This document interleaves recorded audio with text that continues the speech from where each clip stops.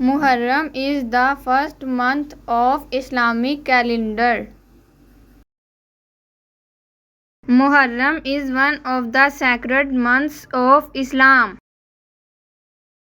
The meaning of Muharram is forbidden. The 10th day of Muharram is known as Ashura. It is the second holiest month after Ramzan. Muslims observe fast on 9th and 10th day of Muharram. Hazrat Imam Hussain sacrificed his life on 10th day of Muharram.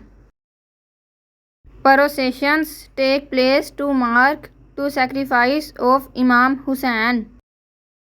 The Battle of Karbala is known to stand against evil.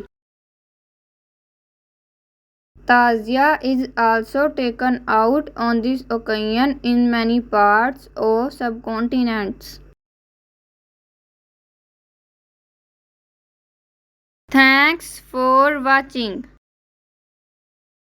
Please like my video and subscribe my channel Our Knowledge.